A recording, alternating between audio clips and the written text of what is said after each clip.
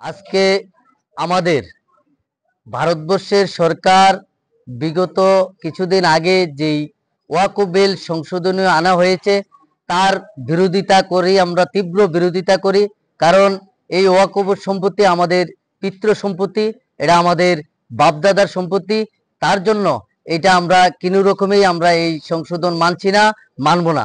তার অঙ্গ হিসাবে আজকে আমাদের সারা ভারতবর্ষের মুসলিম লোবোট এই বিলের বিরুদ্ধে আজকের দিনটাকে কালো দিন হিসাবে আখ্যায়িত করেছে।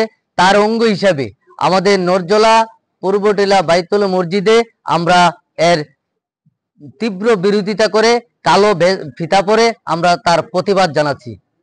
কাল আমাদের সিপাহীজলা ডিস্ট্রিক্টের সোনামুড়া আমাদের একটা বিশাল জমায়েত, আমরা নাগরিকের মঞ্চ থেকে আমাদের জমায়েত হবে। এই জমায়েতে আমাদের মূল উদ্দেশ্য হলো এই ভারতবর্ষের সরকার জোরপূর্বকভাবে আমাদের সংখ্যালঘুদেরকে বিভিন্নভাবে হেনস্থা করে, এবং আমরা বিগত কিছুদিন মধ্যে দেখেছি যে আমাদের ওয়াকফ বোর্ড আমাদের ব্যক্তিগত সম্পত্তি নিয়ে টানাটানি করছে।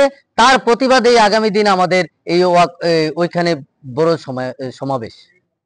প্রাক্তন মুখ্যমন্ত্রী বিপ্লব দেবের বক্তব্যটা আমরা শুনেছি, কিন্তু উনি বলেছেন যে রাজ্যে রাজ্যে ওয়াকফ বোর্ড সম্পত্তির যে কেলেঙ্কারি মানে করছে তার জন্য সমস্ত। কিন্তু আমার প্রশ্ন হলো, উনিও এই ত্রিপুরা রাজ্যের মুখ্যমন্ত্রী ছিলেন, উনি কেন যারা এই কেলেঙ্কারি বা ওয়াকফ বোর্ড সম্পত্তি নিয়ে যারা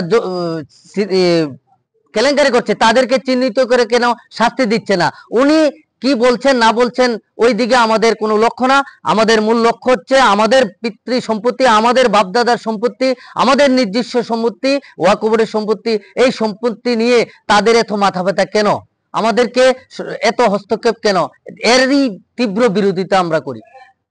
আমাদের মসজিদের ইমাম সাহেব এবং আমাদের এই মসজিদ কমিটির সমস্ত সদস্যগণ এবং আমাদের মুরব্বী এবং এই নরজলা মসজিদের যারা এলাকাবাসী সবাই উপস্থিত আছেন।